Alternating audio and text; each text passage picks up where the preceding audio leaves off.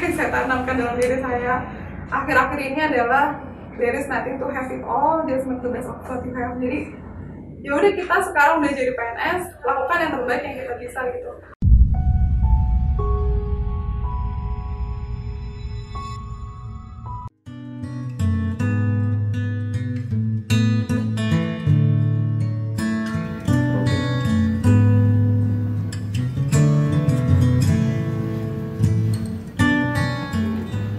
Assalamualaikum warahmatullahi wabarakatuh. Om Swastiastu, salam kebajikan, namo buddhaya, salam sejahtera untuk kita semua. Senang sekali kita bisa menyapa kawan-kawan semua, khususnya pejuang CPNS yang kita ketahui bersama di tahun 2021 akan ada pembukaan lagi. Saya Stephen Rizky. Hari ini kita akan diskusi mengenai inspirasi narasumber kita. Kali ini dari seorang CPNS Inspektorat Jenderal Kementerian Agama, mengangkat tema pejuang CPNS di usia muda, why not gitu. Kenapa seperti itu? Lebih tepatnya saya langsung bertanya tentang profil dari narasumber kita sendiri. Beliau adalah Mbak Dian Elvira. Mbak Dian, Assalamualaikum warahmatullahi wabarakatuh. Waalaikumsalam. Mbak Dian, gimana kabarnya? Baik, alhamdulillah. Mbak Dian, ini kan Mbak Dian mengusung tema tentang CPNS di usia muda ya. Kenapa tidak gitu ya? Ya, sekilas ya saya kasih pembukaannya bahwa di umurnya yang ke-23 tahun ini Mbak Dian itu sudah lolos CPNS di Inspektorat Jenderal Kementerian Agama. Nggak cuma orang tuanya, bahkan saya juga salut buat Mbak Dian ini gitu ya, di usia muda gitu. Saya sesama CPNS 2019 gitu, kita umurnya lumayan terpaut ya. Beda-beda tipis lah. Beda-beda tipis ya, secara abstrak ya Mbak ya. Oke Mbak, kita langsung aja perkenalan dari Mbak Dian untuk namanya, tanggal lahir, pendidikan, dan formasinya. Silahkan. Ya, Assalamualaikum warahmatullahi wabarakatuh. Perkenalkan, nama saya Dian Elvira Nanda Istaini. Saya lulusan Ilmu Agama Islam Universitas Negeri Jakarta, jadi kita satu alma mater. Oh, satu alma Tahun mater. 2019, formasinya auditor ahli pertama di Jen Kemenak. Oke. Untuk kali pertama ya Mbak ya, kalau nggak salah ya, Iya, pertama kali ya, langsung lolos ya. Alhamdulillah. Jadi pas terima ijazah, 1 atau 2 bulan kemudian itu pembukaan CPNS, terus kita gunakanlah ijazah kita itu buat mendaftar CPNS, dan alhamdulillah bisa lolos. Alhamdulillah. Mbak, kalau boleh tahu motivasi mau jadi CPNS itu apa sih Mbak? Apa cuma karena kebetulan pas lagi lulus itu Mbak Dian itu langsung terada lowongan gitu, langsung ikut aja atau gimana? Jadi PNS itu kan pekerjaan yang bekerja bukan untuk diri sendiri, maksudnya memang bekerja itu kan memang pada dasarnya juga untuk kesejahteraan diri kita sendiri, tapi kalau bisa jadi PNS ini artinya bekerja tapi bukan untuk diri sendiri aja, tapi untuk juga umat. Jadi itu jadi PNS tuh hebatnya di situ. Terus kemudian dari jalan kuliah nih, kalau kita berangkat kan rumahnya di Pluit nih, kita berangkat ke UNJ melewati jalan-jalan besar, terus kita lewat gedung Kemenak tuh rasanya ya ampun, kapan ya gitu, maksudnya bisa kerja di sini. Jadi kadang kalau kita lewat gedung Kemenak tuh udah disalawatin. Luar biasa. Kita salawatin, sambil jalan kita salawatin, semoga suatu saat bisa ada kesempatan kerja di kementerian dan sebagainya. Jadi udah kerasa dari kuliah tuh rasanya aduh pengen nih jadi bekerja di Kemenak nih, pengen nih bisa jadi PNS gitu. Jadi kayak gitu sih sebenarnya sih dari awal, dari kuliah ada rasa-rasa pengen. Luar biasa banget ya, akhirnya terwujud ya Mbak ya. Alhamdulillah. Usaha tidak pernah mengkhianati hasil ya Mbak ya. Betul benar. Kalau ini apa secara apa ya, kalau misalkan cerita-ceritanya gitu, ada nggak sih suka dukanya ketika mengikuti seleksi CPNS ini, atau Mbak punya cerita menarik gitu yang buat kita apa ya, jadi CPNS itu ternyata nggak tegang gitu ya, ada cerita menarik di balik itu semua gitu gimana? Jadi kalau misalnya kita lihat beberapa tahun ke belakang, itu kan CPNS tuh sering banget bilang kalau misalnya, oh kalau ada saudara ini bisa nih jadi PNS, atau kamu emang punya saudara apa bisa jadi PNS gitu.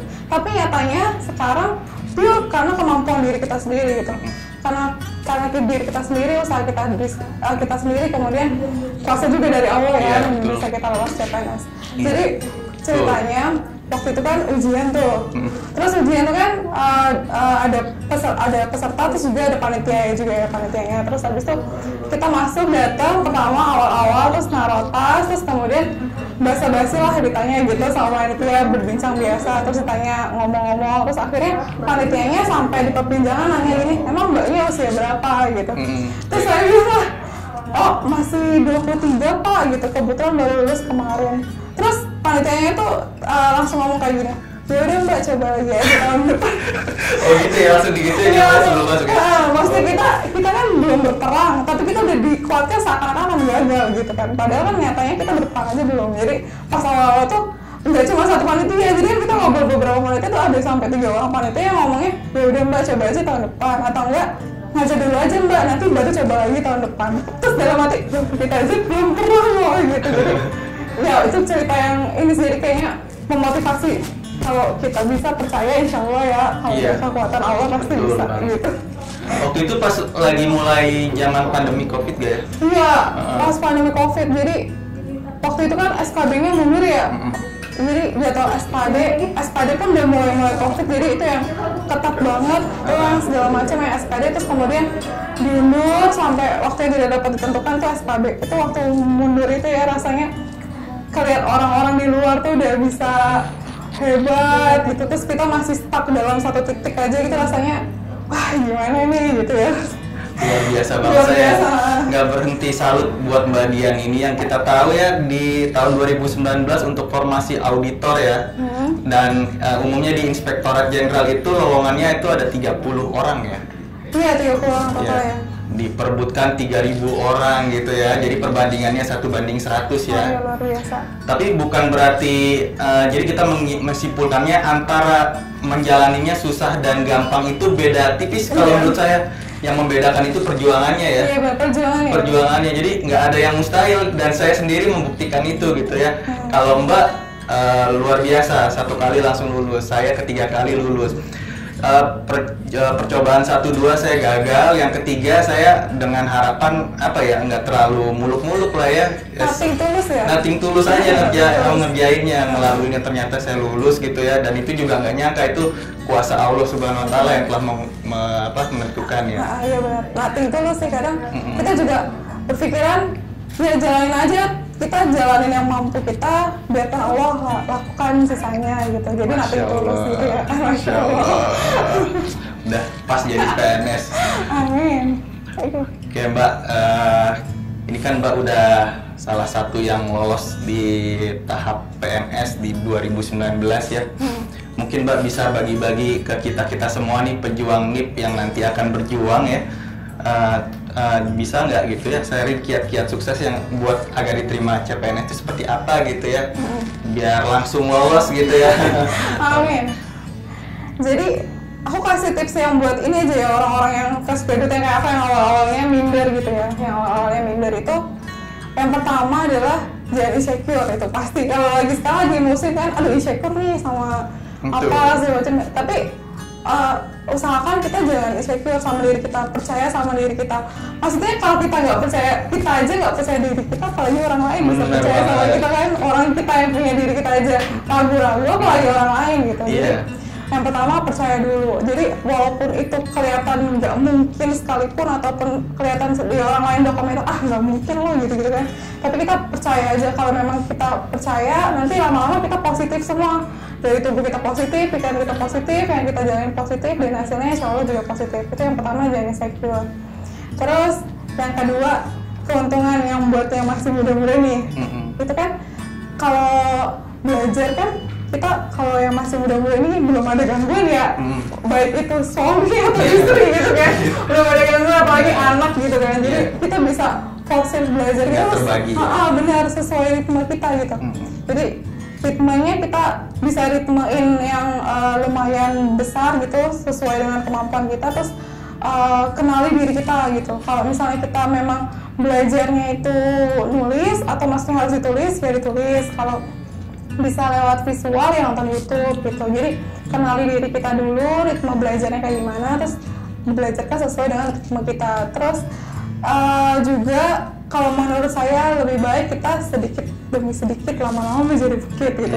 Daripada numpuk sistem sedikit, ya. SKS kan, sistem kebut semalam gitu kan, lumayan jadi berat gitu kan. Kalau menurut saya lebih baik sehari usahain misalnya baca satu soal atau ngerjain satu soal aja gitu. Yang penting satu hari itu ada progres dalam kehidupan kita gitu. Itu kayak gitu sih. Banget. Itu yang kedua.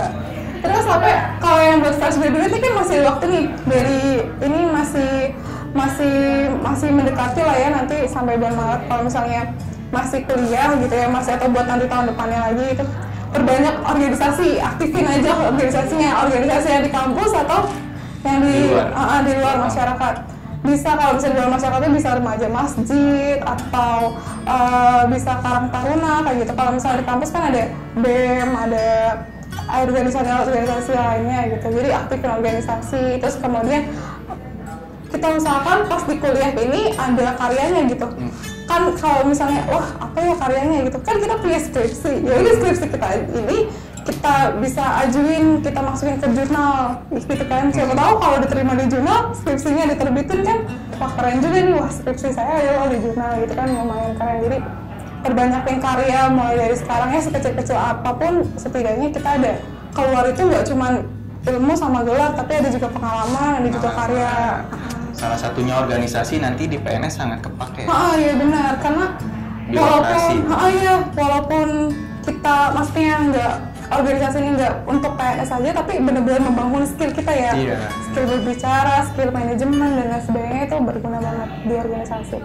Terus yang terakhir yang nggak kalah penting adalah kekuatan dari doa pasti ya. Kan kita nggak tahu doa siapa yang terkabul kan, doa dari mana yang terkabul. Orang tua, bisa berbakti sama orang tua, terus ketemu kan sama guru-guru kita yang dulu, sowan ya bahasanya, sowan sama guru-guru gitu. Terus ketemu sama saudara-saudara, minta doanya yang baik gitu. Terus juga kitanya yang biasa udah sholat 5 waktu nih, ditambah lagi yang sunah-sunah. Yang biasa kita ngajinya setiap hari Kamis aja, kita ditambah ini setiap hari, misalnya baca surat Al-Waqiah setiap hari gitu. Jadi perbanyak hubungan kita sama yang punya dunia ini gitu loh, sama Allah gitu ya kan. Jadi nggak cuma satu jalan, tapi atas juga, bawah juga gitu. Iya, betul. Itu kan secara ini ya, secara mental dan pengalaman ya Mbak ya. Kalau misalnya secara teknis Mbak mungkin bisa kasih kita info nih, sumber-sumber apa aja Mbak selama mengikuti tes seleksi CPNS itu, buku-buku apa aja atau dari mana aja Mbak bisa dapat materi gitu? Kalau buku, kalau saya pribadi kan orangnya baca itu, maksudnya belajar itu sukanya ditulis, suka ngajarin tuh di di paper gitu, di kertas. Jadi saya sarankan kalau yang teman-teman yang nonton ini yang suka belajarnya nulis, lebih baik beli buku. Lebih baik beli bukunya itu, kalau misalnya beli di toko buku itu agak terlalu mahal, bisa melipir sedikit kayak di Pasar Senen. Itu kan banyak banget yang jual buku-buku itu di Pasar Senen, itu juga ada banyak. Jadi kalau bisa memang menulis belajarnya sambil menulis ya beli buku. Terus ada hal yang lebih efektif lagi tuh pakai YouTube. Di YouTube tuh banyak banget ya, sekarang ya. Benar. Channel-channel yang mengajarkan kita ilmu-ilmu atau memecahkan soal-soal CPNS yang SKD itu banyak banget di YouTube. Jadi bisa belajar dari YouTube atau dari Instagram juga. Yang penting kita gunakanlah sosial media kita yang buat yang positif gitu ya, buat belajar kayak gitu. Gitu sih dari YouTube sama dari buku. YouTube salah satunya tuh kalau buat saya sendiri ngena banget itu belajarnya ya. Karena orang yang membawa konten itu juga orang yang udah pengalaman, ya ikut CPNS juga di tahun-tahunnya gitu. Oke, kalimat pamungkas nih, pertanyaan pamungkas nih Mbak. Kan Mbak sekarang udah menjadi CPNS Mbak. Target dan cita-cita Mbak selama menjadi CPNS ini apa aja Mbak? Target dan cita-cita selama menjadi nanti PNS ke depan, CPNS dan PNS ke depannya.